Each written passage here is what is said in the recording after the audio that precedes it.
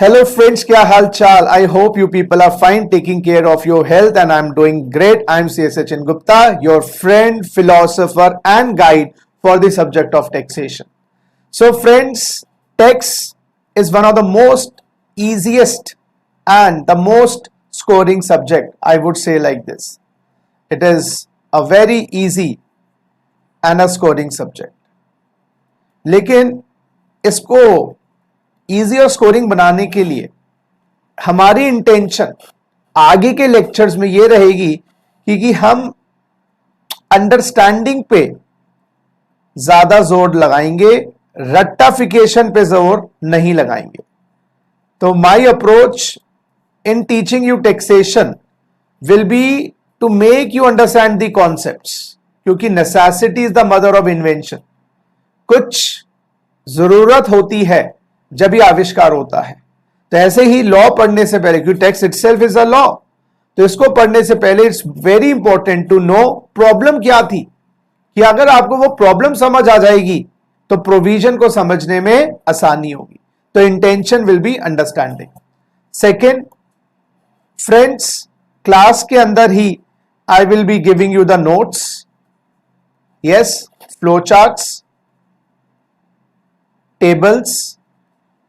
मैं आपसे ये आशा रखता हूं कि हाथों हाथ आप जैसे क्लास चल रही होगी आप नोट्स को लिखते रहेंगे. साथ में आपको हमारी बुक्स भी मिलेंगी, वो मिल गई होंगी, उनको भी रेफर करेंगे बीच बीच में. लेकिन हमारी इंटेंशन ये रहेगी कि हम क्लास में ही अपने हाथ से नोट्स बनाएं, क्योंकि अपने हाथ से लिखी हुई चीज ना आदमी भूलता नहीं है. That is the point. Third, आपको बुक्स के साथ ही क्वेश्चंस मिलेंगे. वो क्वेश्चंस भी हम सॉल्व करेंगे क्लासेस के अंतर्गत, और कुछ क्लास में ही क्वेश्चंस की हम न्यू क्वेश्चंस बना के प्रैक्टिस करेंगे. और सिलेबस खत्म होने के बाद एग्जाम से पहले हमेशा की तरह मेरा रिवीजन लेक्चर्स या तो लाइव बेसिस पे या रिकॉर्डेड बेसिस पे आपको भी प्रोवाइड होंगे. तो अगर हम इतना कर लेते हैं तो हमारे 150 नंबर आ जाएंगे. सॉरी, 150 नंबर नहीं, 100 नंबर आ जाएंगे. उससे ज्यादा की हमें उम्मीद नहीं है. तो दोस्तों, इंटेंशन मैंने आपको पहले ही बता दिया. टेक्स्ट पढ़ने की यही रहेगी कि हम उसके ए बी सी पर पहुंचे. अगर हम उस पर पहुंच गए तो ये जर्नी है हमारी टेक्स्ट की बहुत ही अच्छी और सुखद रहने वाली है. तो आज की जो क्लास है, जो आपकी आज पहली क्लास है, आप पहली बार मुझे इस मोड में देख रहे होंगे, तो या मुझे पहले भी देखा होगा, तो आज हम करने वाले हैं बेसिक कॉन्सेप्ट्स. बेसिक कॉन्सेप्ट्स, नींव डालने वाले हैं हम आज, फाउंडेशन डालने वाले हैं. क्योंकि अगर अच्छी फाउंडेशन बनती है ना तो इमारत भी अच्छी रहती है. तो बेसिक कॉन्सेप्ट्स में हम क्या करने वाले हैं, कुछ अहम बातें मैं आपको पढ़ाने वाला हूं.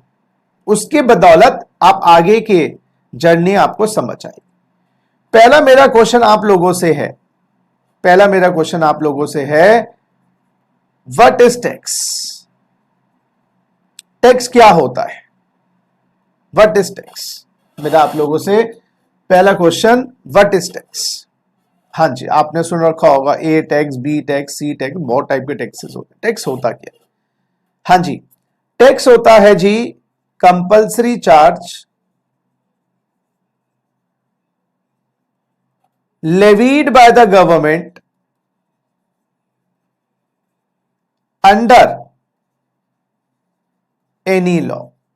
दोस्तों, टैक्स की डेफिनेशन याद करिएगा. टैक्स कंपल्सरी चार्ज है जो सरकार द्वारा लगाया जाता है किसी भी कानून के अंतर्गत. फ्रेंड्स, कंपल्सरी से हमारा मतलब ऑप्शनल होता है, मैंडेटरी होता है. मैंडेटरी यानी कि ये आपकी चॉइस पे नहीं है. अगर आप टैक्स के दायरे में आ गए तो आपको देना ही पड़ेगा, आप बच नहीं सकते. ये कोई आपका फेवरेट फूड नहीं है कि लॉकडाउन हो गया आपने नहीं खाया, बाकी देखिए. चार्ज का मतलब जो होता है, जो आप पे लगाया जा रहा है, ये मॉनेटरी चार्ज होता है. राजा रजवाड़ों के टाइम पर ना लगान लगाया जाता था.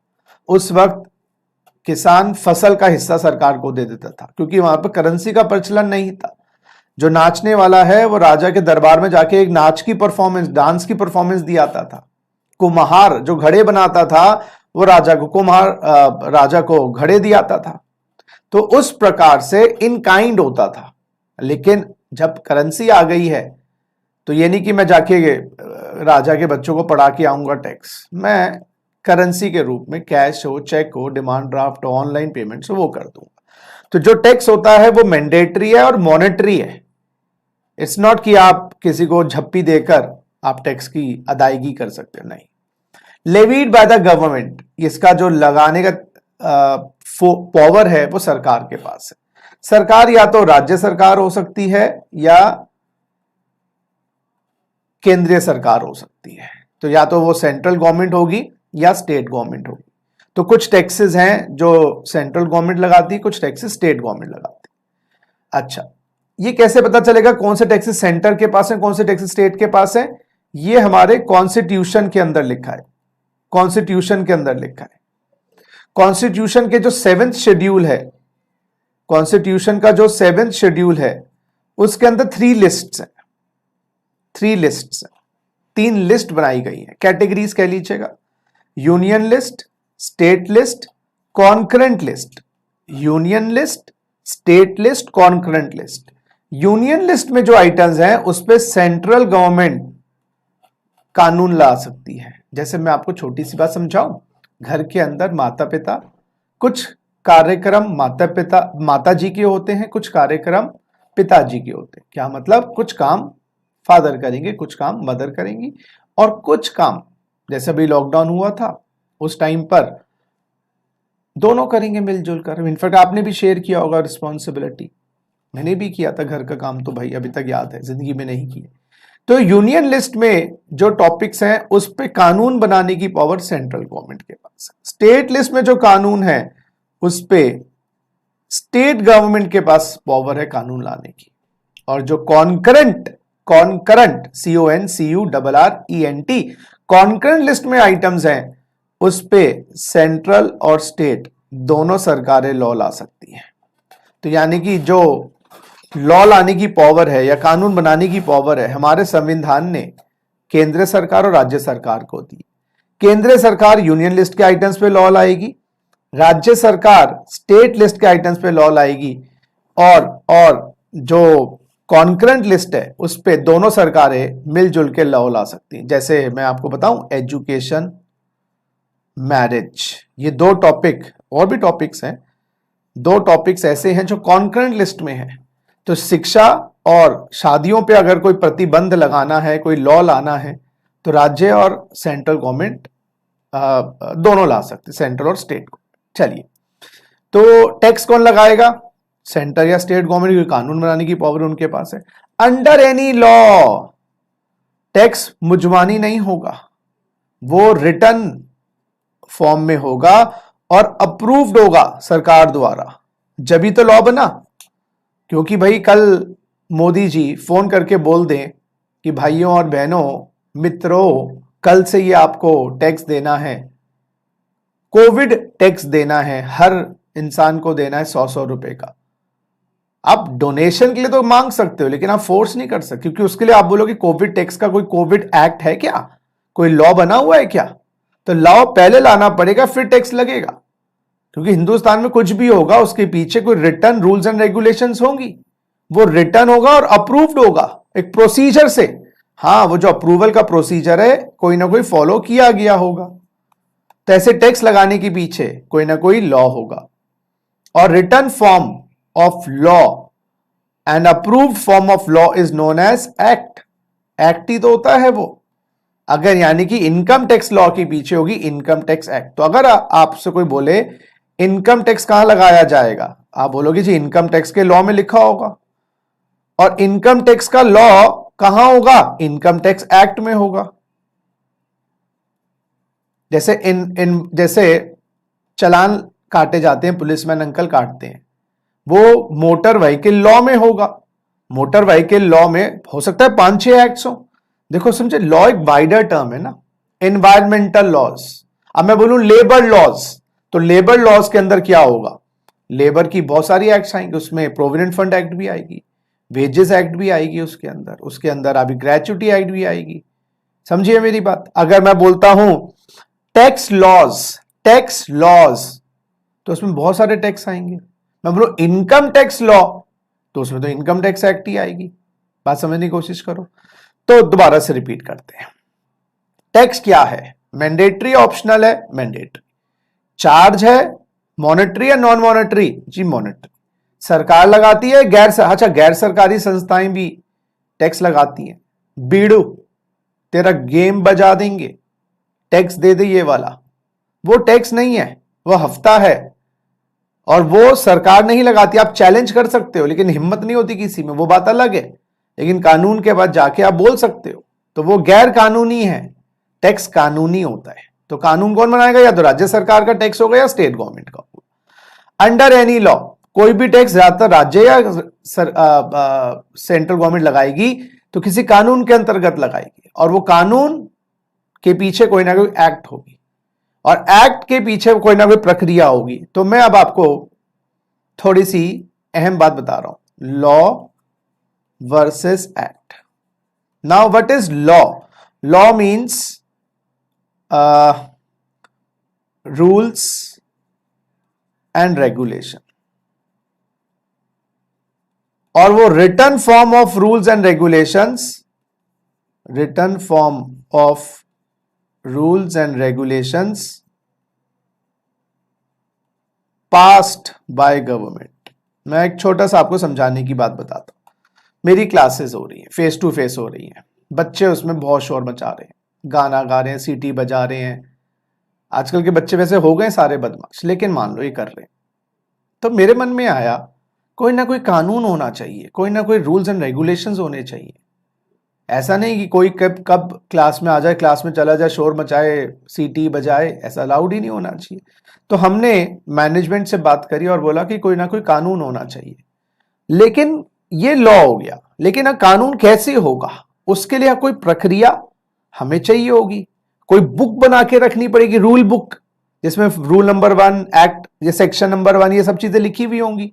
उस बुक बनाने के लिए हमें 5-6 काम करने पड़ेंगे, मीटिंग्स बुलानी पड़ेंगी मैनेजमेंट की, डायरेक्टर्स की, कंपनी की, उनको अपनी प्रॉब्लम्स रखनी पड़ेंगी। फिर वो एक ड्राफ्ट रेडी करेंगे कि चिल्ड्रन विल, क्लास अगर 10 से 12 की है, children will come at 10 o'clock and will not leave before 12 until unless बहुत सीरियस बात हो, will not make any noise. If they make noise, they will be thrown out of the class and a fine of 1000 rupees will be levied.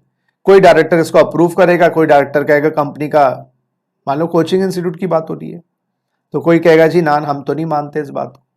हाँ, फिर हम voting करवाएंगे उस rules के ऊपर, ये जो हमने बनाए हैं। मेजॉरिटी ने कहा यस, तो हम उसको पास कर देंगे, कंपनी का जो ऑफिशियल है वो साइन कर देगा उसके ऊपर और मान लेंगे कि हमारी रूल बुक बन गई, और उन बुक्स को छाप देंगे किताब के रूप में और अपने बच्चों को भी प्रोवाइड कर देंगे और एक हम अपनी क्लास में भी रख देंगे। हम उसका पीडीएफ भी बना लेंगे, ऑनलाइन भी भेज देंगे। अब क्या हो गया दोस्तों? तो कानून जो हमने बनाया वो लागू हो गया, क्योंकि अगर हम वो प्रोसेस फॉलो नहीं करते और बच्चों को बोलते रहते बेटा शोर ना बचाओ, शोर ना बचाओ, शायद ही कोई उसका पालन करता। और वो जो हमने रूल्स बना लिए, हमने दरबान को भी बता दिया, अपने ऑफिस स्टाफ को भी बता दिया, जो बच्चा उल्लंघन पाए जाए आप वसूल लेना, उससे 2 थप्पड़ भी मार देना।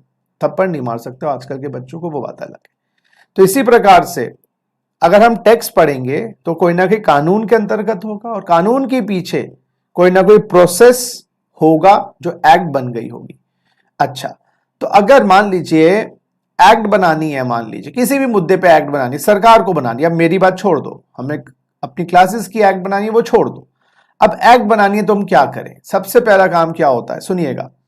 गवर्नमेंट को कोई मुद्दे पर कानून लाना है, जैसे ब्लैक मनी पे आज से 5-6 साल पहले की बात है, जब वो कौन थे वो, हमारे नाम भूल रहा हूं मैं, अन्ना हजारे जी, वो लोकपाल के ऊपर कानून लाना चाहते थे, सड़कों पे अनशन हो रहा था, तो सरकार ने कहा सड़कों पे नहीं कानून बनता, कानून के लिए प्रोसीजर रहता है, आप डिस्कस करो। तो सबसे पहले how to form a law कैसे बनाया जाए, उसकी प्रक्रिया क्या है? सबसे पहले एक बिल लाया जाएगा। बिल क्या होता है? एक ड्राफ्ट होता है, रफ आइडिया होता है कि हम इस तरीके से चीजें लेके आना चाहते हैं। किस पे ये लागू होगा, कितनी फाइन होगी, कितनी पेनल्टी, बिल को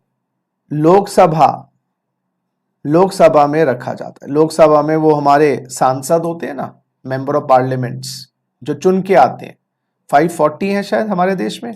फिर राज्यसभा में रखा जाता है। लोकसभा में फिर डिस्कशन होती है, पॉलिटिकल पार्टीज वोट करती हैं। इसी प्रकार से राज्यसभा में भी डिस्कशंस होती हैं और वहां पर वोटिंग होती है, और फिर वो चीज पहुंचती है हमारे माननीय प्रेसिडेंट साहब के पास। प्रेसिडेंट साहब उस पे अपने हस्ताक्षर कर दें, अपनी एसेंट दे दें, तो फिर वो बिल बन जाता है एक्ट। तो यानी कि जो हमें कानून लाना था वो शुरू हुआ बिल से। हाँ जी बिल्कुल, कानून जो लाना था शुरू हुआ बिल से और खत्म हुआ एक्ट पर, और जब वो एक्ट बन गया तो हमारे देश में वो एप्लीकेबल हो गया। ये कानून बनाने की प्रक्रिया जो मैंने आपको बताई, ये सेंट्रल गवर्नमेंट के कानून था, केंद्र सरकार का, जो एप्लीकेबल होगा होल ऑफ इंडिया। अब तो आर्टिकल 370 हट गया, तो पहले तो यह था कि कश्मीर में जब लागू होगा जब कश्मीर सरकार की अनुमति हो। अब तो आर्टिकल 370 है ही नहीं, तो यानी कि सेंट्रल गवर्नमेंट जो भी कानून बनाएगी देश में लागू हो जाएगा अगर प्रेसिडेंट साहब ने उसको साइन कर दी। अच्छा, अगर स्टेट गवर्नमेंट लॉ लाएगी, स्टेट गवर्नमेंट का भी प्रोसेस मिलता जुलता है, वो भी बिल लाएगी। दिल्ली की बात करें तो केजरीवाल साहब हो गए, और हरियाणा की बात करें खट्टर साहब हो गए, यूपी की बात करें तो योगी सरकार हो गई, है ना, पंजाब की बात करें तो कैप्टन अमरिंदर सिंह जी हो गए। तो स्टेट गवर्नमेंट कानून लाएगी तो सबसे पहले बिल लाना पड़ेगा। बिल को स्टेट लेजिस्लेचर में रखा जाएगा। स्टेट लेजिस्लेचर, जैसे लोकसभा होता है ना स्टेट लेजिस्लेचर, वैसे कहीं कहीं जगह विधानसभा, विधान परिषद को विधानसभा कहा जाता है, स्टेट लेजिस्लेचर, विधानसभा, विधान परिषद, और स्टेट लेजिस्लेचर के पास, गवर्नर के पास जाता है साइन होने के लिए।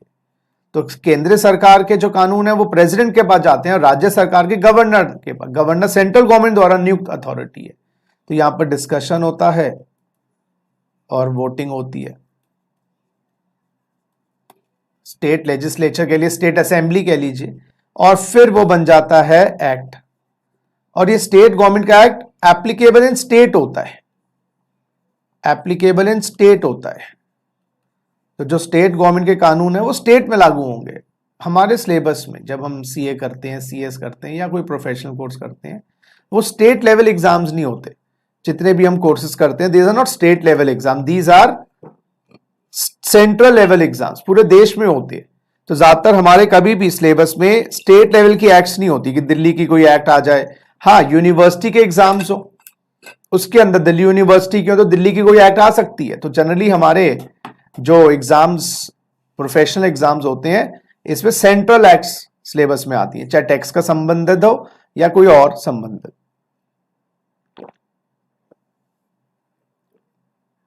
तो कहने का मतलब क्या हुआ, स्टेट गवर्नमेंट का भी प्रोसेस मिलता जुलता ही है, और फिर ये जो एक्ट बन जाती है एप्लीकेबल हो जाती है स्टेट में।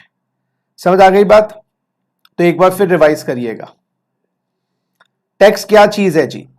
सर मस्त चीज है। अरे वो तो है, कंपल्सरी है, मैंडेटरी है, मॉनेटरी है, सरकार लगाती है किसी ना किसी कानून के अंतर्गत, और कानून की पावर सेंट्रल गवर्नमेंट, स्टेट के पास है, और उसका एक प्रोसीजर है। और जब तक एक्ट नहीं होगी, कानून नहीं होगा तो वो एप्लीकेबल देश में कैसे होगा? फिर टैक्स देगा नहीं कोई। दूसरी बात, question number 2, what are two forms of taxes? What are two forms of taxes? Taxes के ना दो मेजर कैटेगरीज हैं। यस, हम टैक्सेस को दो मेजर कैटेगरी में डिवाइड कर सकते हैं। एक होता है डायरेक्ट टैक्स, और दूसरा होता है जी इनडायरेक्ट टैक्स। तो we can divide taxes into two, direct tax और इनडायरेक्ट टैक्स। अब ये डायरेक्ट टैक्स और इनडायरेक्ट टैक्स मैं आपको समझाऊं तो incidence and impact on same person, जिसकी करनी उसकी भरनी, सीधी सी बात मैं ये बोलता हूं। और इनडायरेक्ट टैक्स क्या होता है? Incidence and impact on different person, incidence and impact on different person, या इसको आप कह सकते हैं इम्पैक्ट का मतलब होता है जिस पे लगाया गया, और इंसिडेंस का मतलब क्या होता है? उसको शिफ्ट कर दिया, तो जिस पे लगाया गया था और जो बियर कर रहा है, तो इंसिडेंस जो उसको बियर कर रहा है, लेवी जिस पे इंपैक्ट है, तो इंसिडेंस किस पे है? बॉर्न जो बियर करेगा, टैक्स को बियर करेगा, अभी समझाता हूं, और इंपैक्ट मतलब लेवी। अब एक छोटा सा एग्जांपल देखिएगा, छोटा सा एग्जांपल देखिएगा। हमारे रामलाल साहब हैं, रामलाल साहब हैं, वो बिजनेस करते हैं लाजपत नगर में और जूतों का शोरूम है। उनकी टर्नओवर आई है 50 लाख रुपए, एक्सपेंसेस आए हैं लगभग 30 लाख रुपए, और उनका नेट प्रॉफिट आया है 20 लाख रुपए। रामलाल साहब हैं,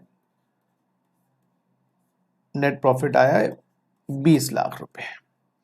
अब ये 20 लाख रुपए में से कुछ हिस्सा घर के लिए निकालते हैं, होम, अपनी भाग्यवान मेहरबान कदरदान उनके लिए, तो उनको देते हैं अप्रॉक्स 10 लाख रुपए हाउस होल्ड खर्चों के लिए। उसमें क्या होगा? एजुकेशन होगी बच्चों की, उससे बिल्कुल सही। सिक्योरिटी, घर की सिक्योरिटी विक्योरिटी, बिल्कुल सही। और हेल्थ के खर्चे, घर में खाने पीने लगा लो, डॉक्टर दवा इत्यादि। अच्छा जी, और घर में इंफ्रास्ट्रक्चर, जो घर का इंफ्रास्ट्रक्चर है उसको मेंटेन करने के लिए। इंफ्रास्ट्रक्चर घर का मीन्स जो घर, कभी कोई वॉशिंग मशीन है, कुछ है, चीजें चाहिए होती हैं, है ना। और राशन के खर्चे और फूड एंड बेवरेज, इस टाइप के खर्चों के लिए वो देते हैं। अब सरकार कहती है भाई तुम्हें अपने घर की तो चिंता है, बच्चों की एजुकेशन, बच्चों की सिक्योरिटी, तुम तो उनको पाल लोगे, लेकिन जो गरीब आदमी है जिसका कोई बिजनेस नहीं है, उसके बच्चों की सुरक्षा, उसके बच्चों की हेल्थ, उसके बच्चों का खाना पीना, क्या पोषण, तुम तो पढ़ा लोगे पब्लिक स्कूलों में, गरीब बच्चे का क्या करें? तो गवर्नमेंट ने कहा भाई ये जो 20 लाख रुपए है ना, घर ले जाने से पहले इसमें से एक हिस्सा हमारे लिए रिटेन करो और हमें जमा करवाओ। यस, घर ले जाने से, क्योंकि घर तो आप सारा ले जाओगे, तो ले जाने से पहले हमारे लिए रिटेन करो और गवर्नमेंट को जमा करवाओ। And that is known as income tax, that is known as income tax. Government कहती है भाई आपको अपनी चिंता नहीं करनी है, खाली आपको देश की चिंता भी करनी है। खाली अपनी एजुकेशन, अपनी सिक्योरिटी, अपनी हेल्थ, अपना इंफ्रास्ट्रक्चर, अपना खाना पीना नहीं, आपको देश का भी सोचना है। हम कहां तक सबका सोचेंगे? और हमारे पास पैसा कहां से आया? कोई बिजनेस तो नहीं करती सरकार, तो सरकार तो पैसा आपसे ही लेगी। तो इनकम टैक्स क्या है? एक टैक्स है, ये कमाई तो है 20 लाख रुपए, आपकी जो इनकम है उस पे लगाया जाता है, और घर ले जाने से पहले जो आपको मुनाफा हुआ है उस पे देना पड़ता है। तो अगर मान लो 20 लाख पे, मान लो, मतलब 20 लाख पे तो ऑब्वियसली मान लो 5 लाख का टैक्स बन गया, एज्यूम कर लो, अभी तो आगे सीखेंगे। 5 लाख का टैक्स बन गया तो 5 लाख रुपए आपको टैक्स सरकार को देने पड़ेंगे। फिर 15 लाख आपके पास बचेंगे, उसमें से अपनी भाग्यवान कदरदान को 10 लाख दीजिएगा। ये नहीं कि गवर्नमेंट पूरा कर रहा 20 लाख ले, 100% टैक्स नहीं होता, टैक्स 30% लग जाएगा। तो जो आपने कमाया है उसका कुछ हिस्सा सरकार को देना है। अब क्या होता है? अच्छा, ये इनकम टैक्स जो है ना, डायरेक्ट टैक्स का एग्जांपल है। मैं इसका एग्जांपल लेता हूं, इनकम टैक्स। सर ये डायरेक्ट टैक्स क्यों हुआ? अच्छा, इसका इंपैक्ट किसके ऊपर पड़ा? इंपैक्ट सर रामलाल के ऊपर। और जेब किसकी खाली हुई? रामलाल के ऊपर। तो जिसकी करनी है उसकी भरनी है। क्या रामलाल इस इनकम टैक्स को कस्टमर से, क्लाइंट से रिकवर कर सकता है? नहीं जी, नहीं कर सकता।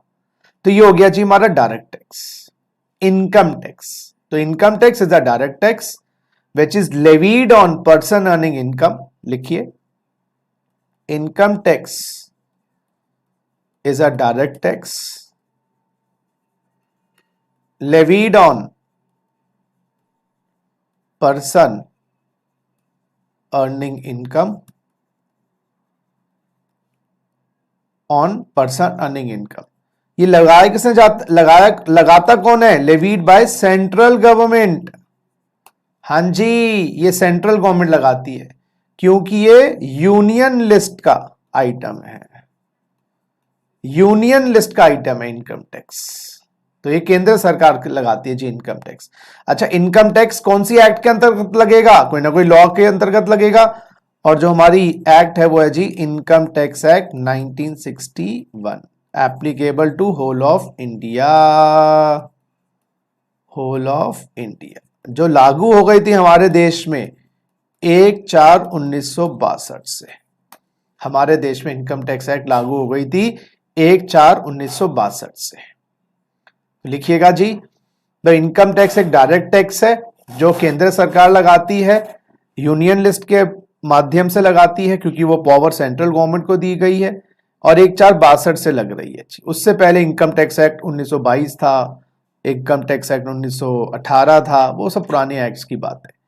अच्छा जी, और क्यों लगाया जाता है इनकम टैक्स? क्योंकि सरकार को पैसा चाहिए गरीब बच्चों का और देश का एजुकेशन। अच्छा, गरीब बच्चों की बात ना भी करें, हमारे देश के नेबर्स देखो ना जरा, 24 घंटे में तंग करते हैं। तो अगर सिक्योरिटी नहीं हुई हमारे देश में तो हम कैसे जिएंगे? अपने घर की सुरक्षा की तो आपको चिंता है, देश की सुरक्षा का क्या होगा? ऐसे ही अपने घर में तो आप अपनी दवा दारू कर लोगे, लेकिन एनवायरनमेंट में जो इन्फेक्शन फैला हुआ है उसका तो सरकार देखेगी ना, आप तो नहीं देख पाओगे। अपने घर का इंफ्रास्ट्रक्चर तो देख लोगे, लेकिन सड़क के गड्ढे तो आप नहीं कर पाओगे ना ठीक, कितना भरोगे सीमेंट ला ला के? समझ गए? आइए बात। अच्छा, अब जब पता लगा रामलाल को भाई इनकम टैक्स देना पड़ेगा, तो उसने क्या किया, ये 30 लाख के जो खर्चे हैं ना इनको बढ़ा दिए और इसको कर दिए 50 लाख। और क्या है, लो जी मैंने तो इनकम ही नहीं कमाई, और जब कमाई नहीं मैं तो घर में बीबी को ना दे पा रहा हूं, तुम्हें तो क्या दूंगा? तो इनकम टैक्स नहीं लगेगा दोस्तों। यस, इनकम टैक्स आपके प्रॉफिट पे लगता है। तो अगर आपको प्रॉफिट नहीं है, इनकम नहीं है, कमाई नहीं है, तो टैक्स नहीं है। क्योंकि इनकम टैक्स इसलिए सबसे ज्यादा देश में चोरी किया जाता है क्योंकि एक तो वो डायरेक्ट टैक्स होता है, आप पे लगाया गया, आप ही को देना है, आप गायब कर जाओगे। दूसरी बात, वो आपकी कमाई पे लगता है, कमाई में से कमाई निकालने के लिए जो आपको पैसा मिला है उसमें से खर्चे अलाउड है। वो या तो आप इस 50 लाख को कम कर दोगे, डिफ्लेट कर दोगे, या आप एक्सपेंसेस को इन्फ्लेट कर दोगे। मैनिपुलेशन बहुत है, इसलिए सरकार ने कहा बेटा रामलाल तू सही कह रहा है, अब जो तेरी टर्नओवर है ना इस पर भी हम टैक्स लगाएंगे। तेरी कमाई ना हो, टर्नओवर तो दिखाओगे, क्योंकि जब आप बैठे हो तो आपको टर्नओवर में कितना छुपाओगे, तो गवर्नमेंट कहता है टर्नओवर पे भी टैक्स लगेगा। रामलाल कहता है दुहाई हो सरकार, दुहाई हो, लुट जाऊंगा, बर्बाद हो जाऊंगा, मर जाऊंगा, मेरी इनकम पे भी टैक्स। गवर्नमेंट कहते हैं ऐसा कर, इनकम का टैक्स तो तू खुद अपनी जेब से देता है, ये जो तेरी टर्नओवर पे टैक्स लगाया है ना, ये जो हमने तेरी टर्नओवर पे टैक्स लगाया है, ये टैक्स ऐसा कर अपने बिल में लिख दियो। बिल में जब तो जूते या जूतियां बेचता है ना, बिल में लिख दियो, और ये कस्टमर से ले लियो।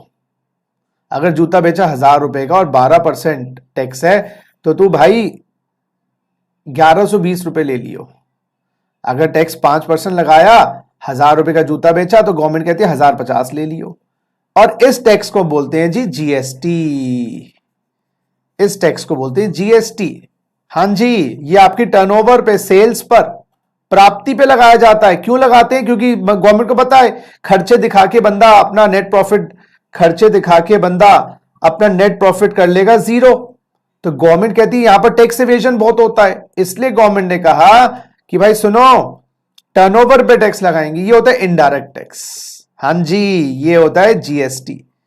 जो आपका जीएसटी है वो इनडायरेक्ट टैक्स है, क्योंकि इनडायरेक्टली देना है, डायरेक्टली नहीं देना है आपको कस्टमर से, क्लाइंट से लेकर देना है, आपको पिंच नहीं होता। तो अब चोरी भी नहीं करोगे, तुम्हारी जेब कोई खाली हो रही है। पड़ोसी लूटता है, लूटने दो, हमें अपनी लूट से बचाना है ना। तो गवर्नमेंट को पता था, तो जीएसटी में, अच्छा जीएसटी का लेवी किसके ऊपर है? रामलाल के ऊपर, है ना भाई। और इसको बियर कौन करेगा, बॉर्न कौन करेगा, मतलब भार किसके ऊपर होगा, इंसिडेंस किसके ऊपर होगा? कस्टमर के ऊपर।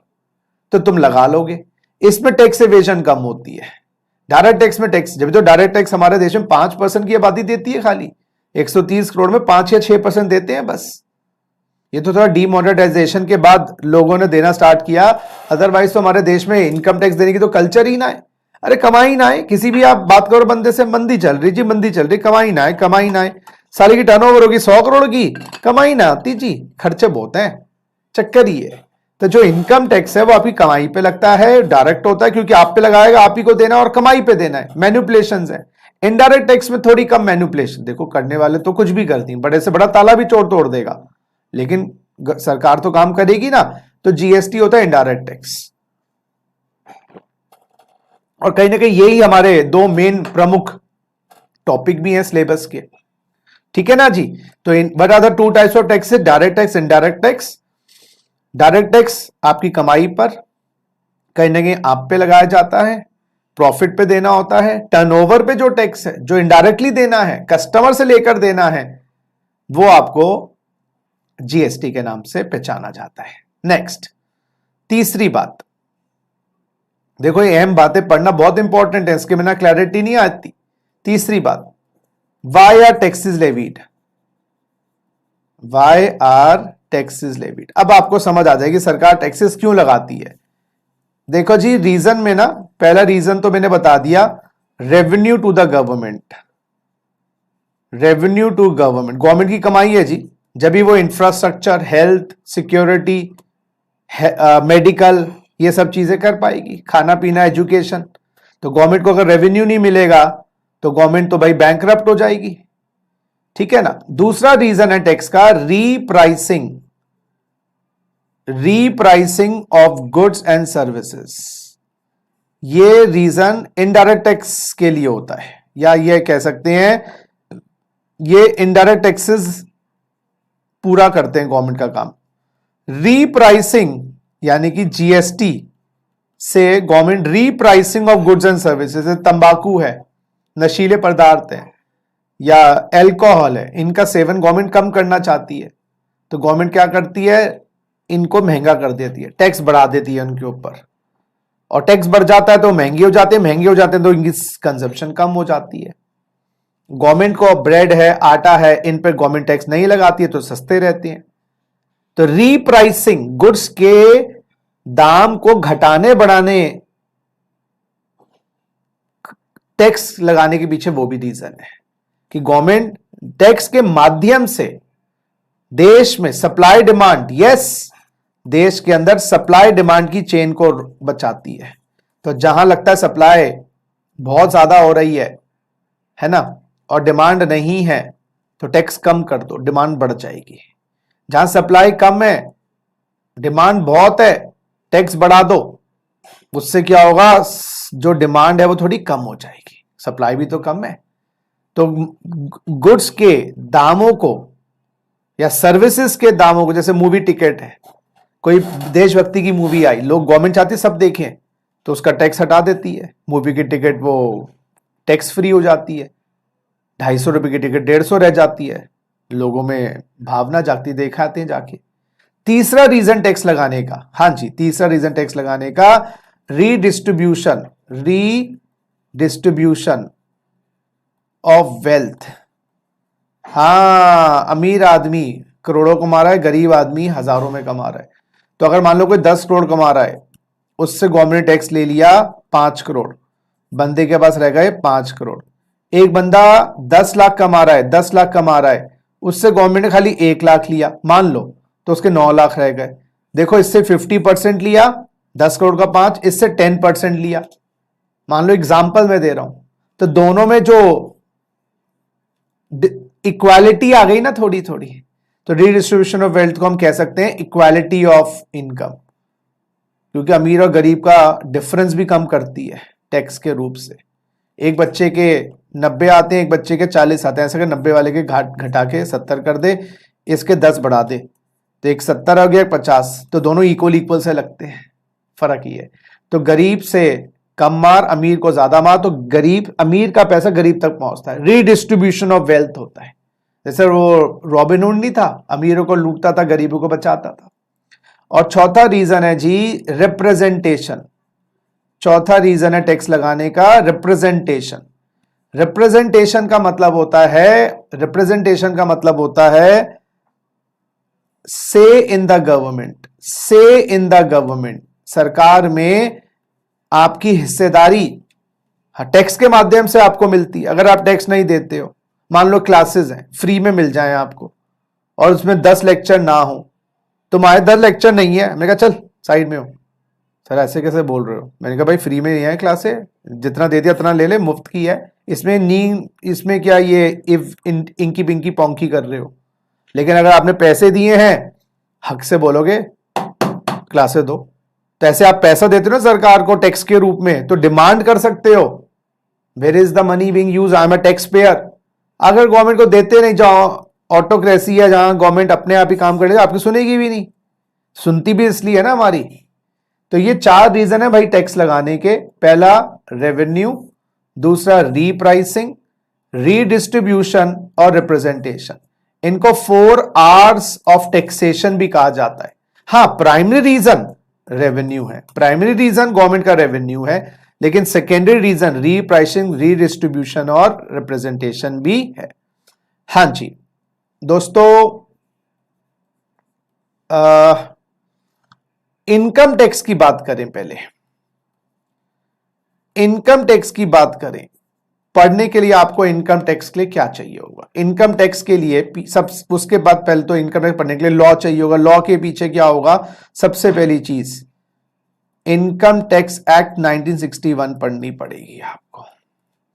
इनकम टैक्स एक्ट 1961 क्या बताती है कि भाई इनकम टैक्स किसको देना है, कब देना है, कैसे देना है, किस रूप में देना है। तो और ये कब से एप्लीकेबल हो गई है? 1/4/1962।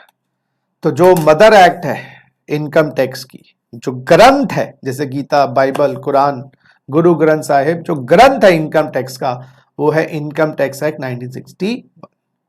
अच्छा, क्या इस इनकम टैक्स एक्ट 61 में, जो 62 से आई हुई है, लागू हो गई है, कोई इसमें चेंजेस भी आती हैं, या हम उसको 50 साल 60 साल पुरानी एक्ट ही पढ़े जा रहे हैं? गवर्नमेंट कहती है जी ये जो इनकम टैक्स एक्ट 61 है ना, सुनिएगा, जो इनकम टैक्स एक्ट 61 है ना, इसमें हर साल चेंजेस भी आती हैं, हर साल अमेंडमेंट्स भी आती है। तो चेंजेस को आप कह सकते हैं अमेंडमेंट्स। और इस अमेंडमेंट्स का प्रोसेस क्या है? देखो जी, अमेंडमेंट्स मोटा मोटा 2 तरीके से आती हैं। एक होती है एनुअल अमेंडमेंट्स, एक होती है जी एनुअल अमेंडमेंट, और एक होती है जी अदर अमेंडमेंट्स। इनकम टैक्स के अंदर जो लॉ हम पढ़ रहे हैं हर साल अपडेट होता है। अरे एंटीवायरस नहीं अपडेट होता क्या हर 10वें दिन, है ना? विंडोज सॉफ्टवेयर अपडेट नहीं होता है, तो ऐसे एक्ट भी अपडेट होती है। विंडोज 10 के बाद नया वर्जन विंडोज 11 आ जाएगा, तो अभी नया वर्जन 62 का नहीं आया। वैसे गवर्नमेंट का प्लानिंग है, जैसे जीएसटी आ गया इनडायरेक्ट टैक्सेस, उससे पहले एक्साइज कस्टम होते थे, वो वर्जन बदल गया। अभी तो जैसे वो आपका ना, नहीं, ये एंड्रॉयड के फोन्स में होता है लॉलीपॉप और वो सब वर्जन होते हैं। एक तो रेगुलर अमेंडमेंट्स होती है, एक वर्जन ही बदल जाए। जो एनुअल अमेंडमेंट्स इनकम टैक्स में आती है ना, वो होती हैं हर साल बजट के अंदर। बजट में होता है फिनेंस बिल। फिनेंस बिल में कमिंग फाइनेंशियल ईयर के लिए चेंजेस होती है। तो जो अमेंडमेंट्स आती हैं, एनुअल अमेंडमेंट्स, वो बजट में आती हैं हर साल। बजट में होता है फिनेंस बिल और अगर फिनेंस बिल हम बात करें 2019, तो इसमें फाइनेंशियल ईयर 19-20 की चेंजेस होंगी। अगर हम फाइनेंस बिल 2020 की बात करें, इसमें 20-21 फाइनेंशियल ईयर की चेंजेस होंगी। और कब आता है बजट? फरवरी में। तो फरवरी 2019 में फिनेंस बिल 2019 आया होगा, फरवरी 2019 में फिनेंस बिल 2019 आया होगा, वो एप्लीकेबल होगा फाइनेंशियल ईयर 19-20 के लिए।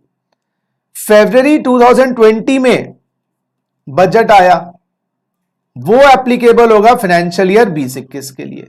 तो बजट साल शुरू होने से पहले, वित्तीय वर्ष शुरू होने से पहले आ जाता है। तो फाइनेंस बिल 19 में फाइनेंशियल ईयर 1920 की चेंजेस, और फाइनेंस बिल 2020 में 2021 की चेंजेस।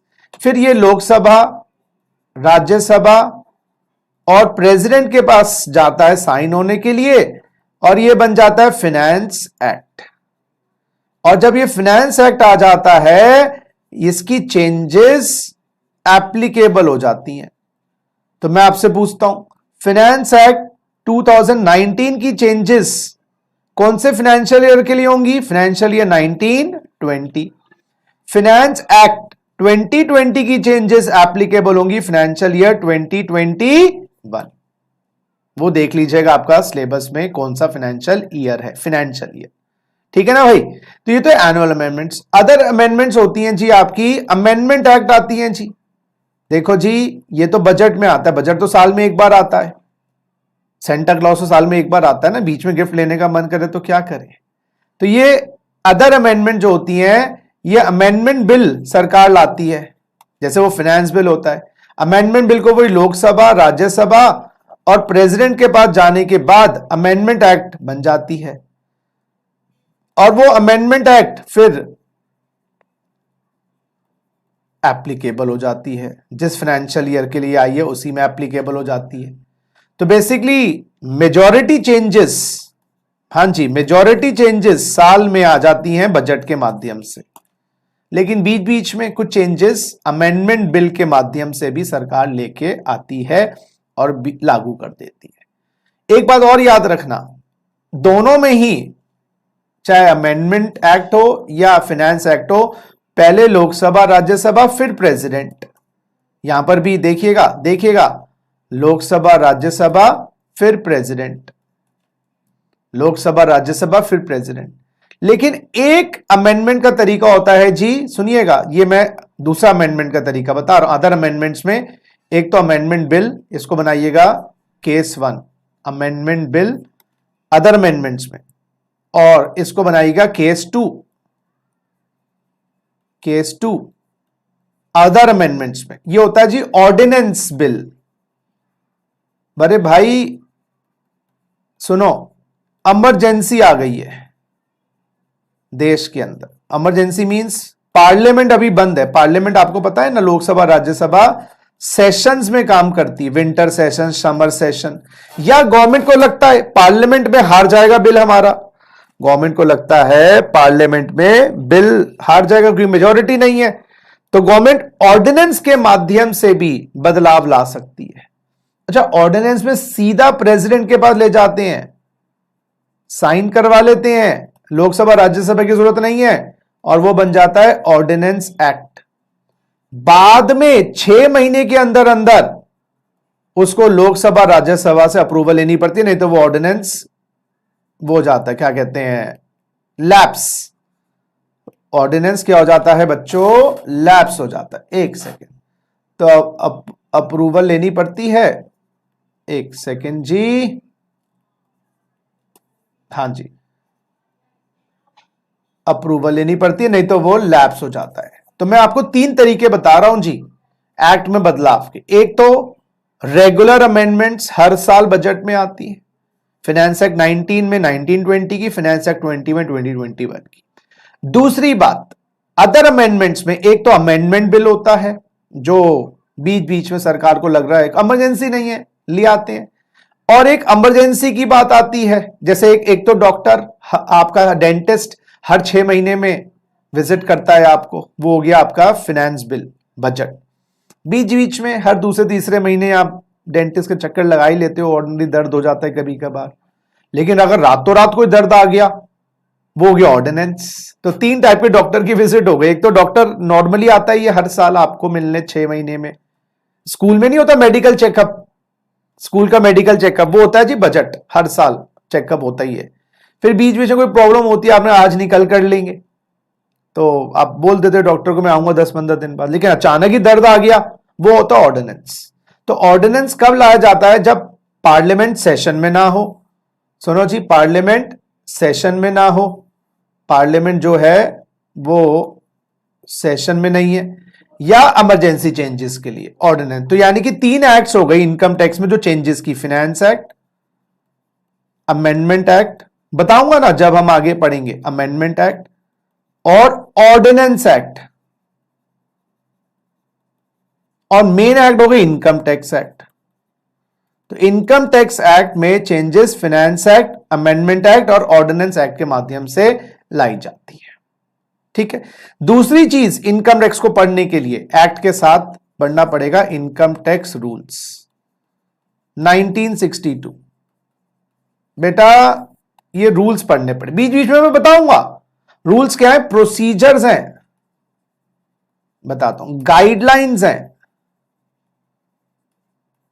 डेट्स, इंपॉर्टेंट डेट्स हैं, फॉर्म्स हैं, लिस्ट्स एक्सेट्रा। मैं आपको बताऊं, आपके फादर ने कहा बेटा रात को ना घर से लेट निकलने की जरूरत नहीं है, लेट नहीं जाना। अब मोटी मोटी बात, लेकिन आपकी मदर बनाएंगी रूल्स, बेटा देख फ्रेंड के मत जाना, इधर चले जाना, वहां से मत जाना, फोन करके जाना। तो गाइडलाइंस जो होती हैं एक्ट को चलाने की, देखो जब एक्ट बनाई जाती है ना, जब एक्ट बनाई जाती है दोस्तों, तो जब हर बात दिमाग में नहीं होती लॉ मेकर्स के, जब घर खरीदते हो ना, तो घर के अंदर किस दिशा में सिर रख के सोओगे, या घर के अंदर जब जाओगे तो आप पहला इमोशन क्या होगा, वो सब चीजें बाद में सोचते हो। अच्छा चलो एक और एग्जांपल, ये एग्जांपल, घर लेते हो ना भाई, फर्नीचर कैसे लगाओगे, बेड कहां रखोगे, वो तो बाद में देखेंगे। तो हम क्या करते हैं, एक्ट में सेक्शंस जो होते हैं ना, उन सेक्शंस के नीचे लिख देते हैं as prescribed, procedure as prescribed, due date as prescribed, section में लिख देते हैं एज प्रिस्क्राइब्ड। इसका मतलब है हमने सेक्शन की मूल बात तो बता दी है, लेकिन उसकी जो बारीक बात है वो रूल्स में हो। अच्छा, रूल्स के लिए बनाने के लिए सरकार को ऑर्डर पास करके नोटिफिकेशन एंड ऑफिशियल गैजेट, काम खत्म, सरकार ने ऑर्डर पास किया और उसको नोटिफाई कर दिया गवर्नमेंट ने अपने रजिस्टर में। उसके लिए बिल नहीं चाहिए, रूल्स के लिए आपको कोई बिल और प्रेसिडेंट का कॉन्सेप्ट नहीं है। तो रूल्स का प्रोसीजर है, फादर ने बना दिया आपको घर के लिए लाओ, लेकिन रूल्स मम्मी बनाती रहेंगी।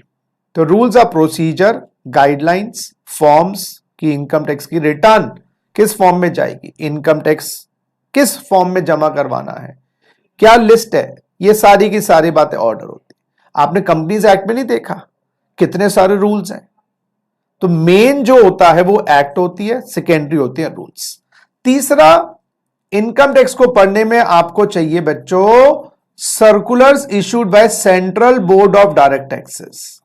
Central board of direct taxes, ये इनकम टैक्स की हाईएस्ट पॉलिसी मेकिंग बॉडी है जो इनकम टैक्स के सर्कुलर्स बनाती। अरे कोई सेक्शन है, सुनो सुनो, या कोई रूल है, रूल मिलेगा इनकम टैक्स रूल्स में, सेक्शन मिलेगा इनकम टैक्स एक्ट में, उनमें कोई कंफ्यूजन आ रही है, चार्टर्ड अकाउंटेंट्स, कंपनी सेक्रेटरीज सब कंफ्यूज है, भाई ये सेक्शन का मतलब क्या है? तो हम सीबीडीटी को लिखते हैं, भाई क्लियर करो ना बात, और सीबीडीटी उस कंफ्यूजन को दूर करती है बाय इशूइंग अ सर्कुलर्स। तो जो सर्कुलर्स होते हैं वो उस कंफ्यूजन को, उस डाउट को दूर करते हैं। जीएसटी आया ना दोस्तों, इतने सर्कुलर आए, इतने सर्कुलर आए, बता नहीं सकते क्यों, क्योंकि नया टैक्स था, लोगों को पता था एक्स पे लगाना है वाई। तो कोई भी सेक्शन, कोई भी रूल समझ ना आए, क्लैरिटी ना हो, नया आया है, तो CBDT central board of direct taxes, जो डायरेक्टली मिनिस्ट्री ऑफ फाइनेंस के नीचे काम करती है, पहला होता है फाइनेंस मिनिस्टर, उसके नीचे ministry of finance, ministry of finance, और मिनिस्ट्री ऑफ फाइनेंस के नीचे डिपार्टमेंट ऑफ रेवेन्यू, सुनिएगा, डिपार्टमेंट ऑफ रेवेन्यू और डिपार्टमेंट ऑफ एक्सपेंडिचर। और डिपार्टमेंट ऑफ रेवेन्यू में डायरेक्ट टैक्स की बॉडी है CBDT और इनडायरेक्ट टैक्स की बॉडी है CBIC, central board of direct taxes, central board of indirect taxes and custom, central board of indirect taxes and custom indirect tax की body है।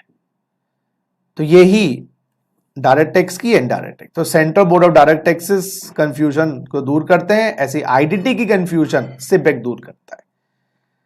चौथी चीज आपको इनकम टैक्स को पढ़ने के लिए चाहिए होते हैं जी जुडिशियल डिसीजंस, कोर्ट केसेस जिनको हम कहते हैं, केस स्टडीज कह सकते हैं, कोर्ट केसेस कह सकते हैं।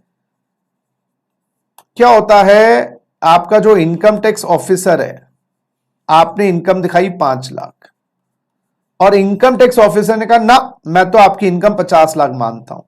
कोई दुश्मनी नहीं है उसको, उसके बाद तथ्य होंगे। हो सकता है आपने कोई घर वर खरीदा होगा, दिखाई नहीं इनकम टैक्स वाले को। आपने बड़ी गाड़ी खरीदी 1 करोड़ की, दिखाई नहीं, तो गवर्नमेंट ने माना आपकी इनकम 50 लाख है। लेकिन इतनी तो ज्यादा नहीं, इतनी तो नहीं है, वो तो गिफ्ट मिली थी गाड़ी, झूठ बोल रहे हैं ITO। तो आप ITO के against, yes income tax officer के अगेंस्ट अपील कर सकते हो।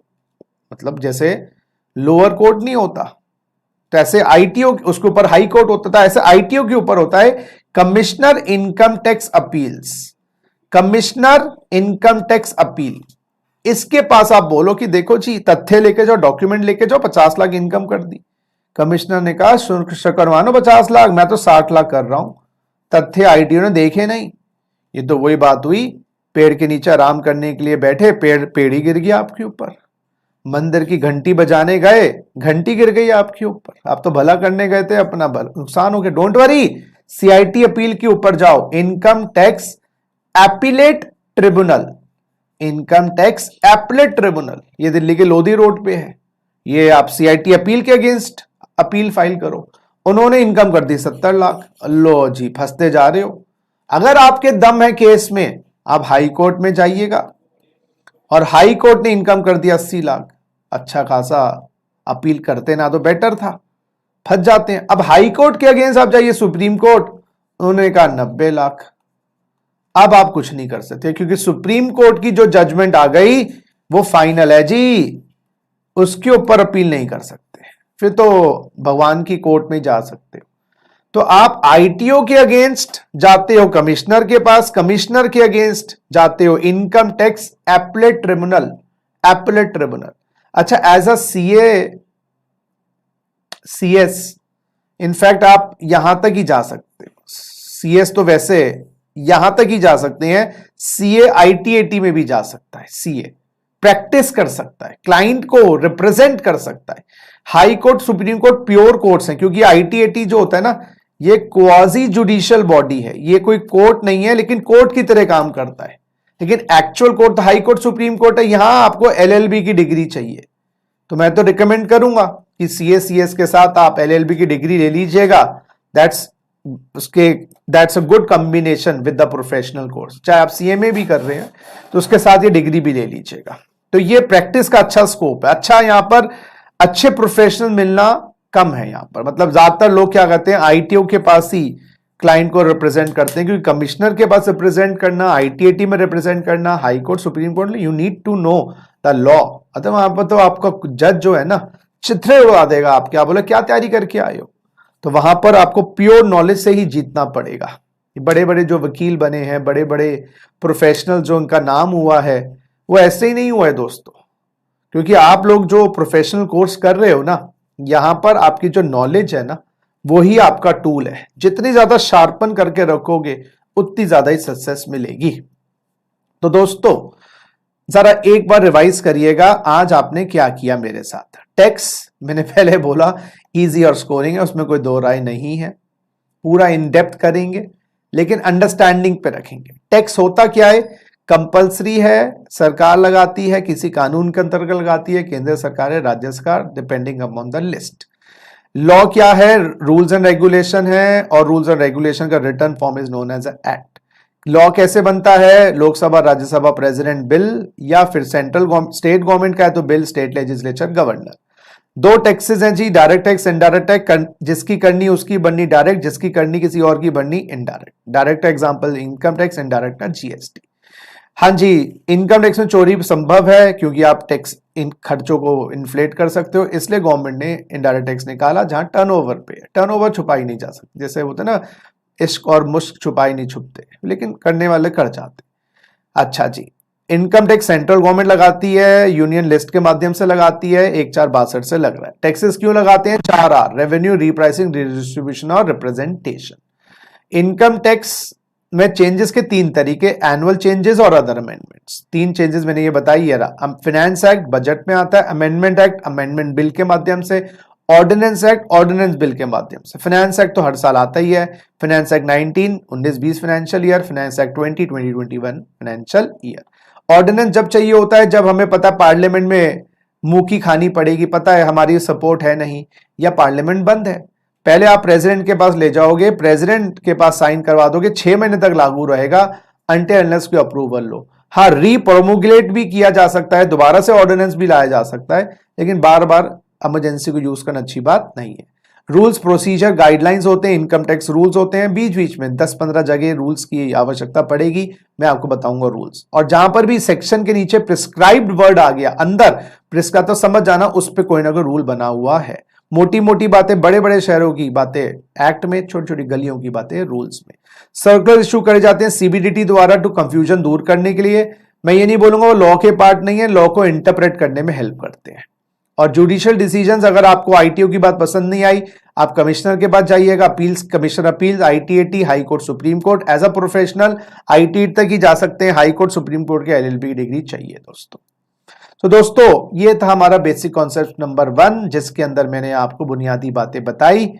अब आगे के बेसिक कॉन्सेप्ट 2 के अंदर हम आपको इनकम टैक्स किसको देना होता है, कैसे देना होता है, प्रीवियस ईयर असेसमेंट की बात करने वाले हैं। इसी बात पर मैं क्लास को खत्म करता हूं। मस्त रहिए, स्वस्थ रहिए, खुश रहिए। Take care.